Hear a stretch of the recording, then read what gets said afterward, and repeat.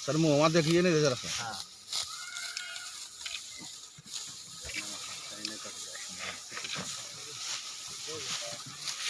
हो गया। अघनी धान फसल के कटनी प्रयोग का निर्धारण हमारे इस खैरा प्रखंड के डूमरकोला ग्राम में किया गया। इस फसल कटनी प्रयोग का मुख्य उद्देश्य होता है कि हमारी पैदावार इस कृषि वर्ष में कितनी हुई और इसका जो डाटा होता है उसको भारत सरकार को भेजा जाता है। इस फसल पैदावार के अनुमान पर ही हमारा कृषि सांख्यिकी विभाग अपने राष्ट्र के प्रति जो उपज हुआ इसका निर्धारण करते हैं और इस फसल को, धान फसल को फसल बीमा सहायता योजना में भी लिया गया है।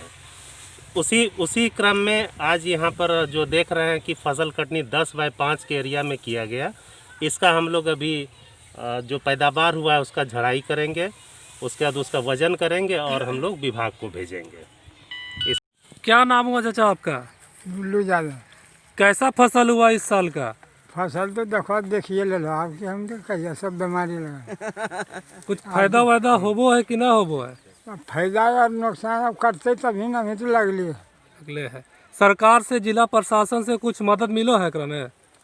अब कैसे कहिए हम मिलो दवा तभी। तो तोहरा कुछ मिल रहा है कि नहीं? किसान हो तोहरा कुछ मिल रहा है कि नहीं? मिला था ना, प्रधानमंत्री मिला है, पीएम से प्रधानमंत्री मिला है किसान का।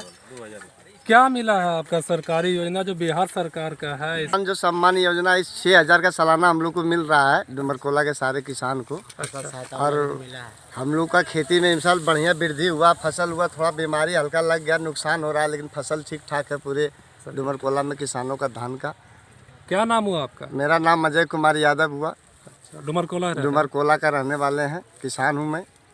और सरकारी लाभ जो कृषि विभाग से आता है तो किसान सलाहकार इंजन सब मिलके जो है हम लोग को जानकारी देता है कि आपका जो है अब चना लगाने का बाद दिया गया, चना का अनुदान वाला फॉर्म भरिए। मतलब जो हम लोग को बेनिफिट मिलता है, गेहूँ का जो नुकसान होता है, मर जाता है, उसका भी मतलब जो मुआवजा सरकार की ओर से मिलता है।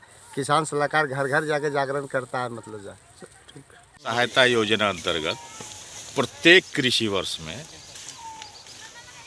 धान पर, गेहूं पर और मक्का पर, ये 3 फसलों पर पंचायत स्तरीय फसल कटनी प्रयोग राज्य सरकार द्वारा निर्धारित किया गया है।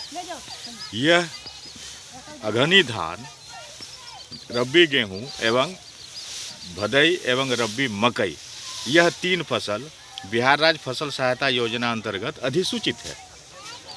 प्रत्येक पंचायत में यह कटनी प्रयोग कराया जाता है प्रत्येक मौसम में और इससे उपज दर आकलित कर उत्पादन निकाला जाता है। यह प्रत्येक पंचायत स्तर पर होता है।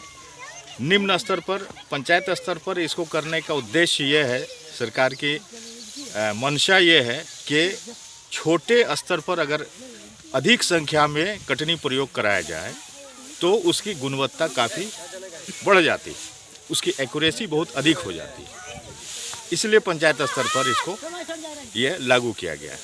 और पंचायत स्तर पर किसानों को नुकसान हुए फसलों का लाभ दिलाने के लिए भी यह पंचायत स्तर पर किया जाता है, ताकि पर्टिकुलर पंचायत को, हो सकता है कि किसी पंचायत में नुकसान ना हुआ हो, किसी पंचायत में अधिक नुकसान हुआ हो, तो यदि प्रखंड स्तर पर इसका आकलन करेंगे तो जिसको कि अधिक नुकसान हुआ उसको भी कम मिलेगा मुआवजा और जिसको नहीं नुकसान हुआ उसको भी मुआवजा मिल जाएगा।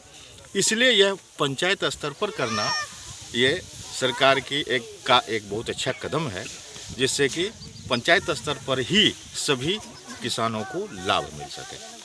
यह प्रयोग 10 मीटर गुने 5 मीटर क्षेत्र जो कि 1.25 डिसमिल के बराबर होता है उसमें किया गया और इसके द्वारा प्राप्त अनाज को वेट करके, इसको नाप के इसका उपज दर लिया जाता है और इसके आधार पर जितने भी पूरे राज्य में जितने भी फसल लगे हुए हैं, चूँकि यह प्रत्येक ज़िला में, प्रत्येक पंचायत में यह कटनी प्रयोग होता है, तो जिस भी प्रखंड में जितने क्षेत्र में धान की खेती की गई है, इस कटनी प्रयोग के आधार पर एक एवरेज उसका निकाला जाता है और उसका उत्पादन का आकलन किया जाता है। और यह उत्पादन का आकलन राज्य सरकार सभी जिलों से प्राप्त आंकड़ों के आधार पर कर भारत सरकार को प्रेषित करती है, और भारत सरकार इसी से अनुमान लगा लेती है कि हमारे यहाँ कितना इस साल इस मौसम में धान की खेती हुई थी और कितना उपज होने की संभावना है।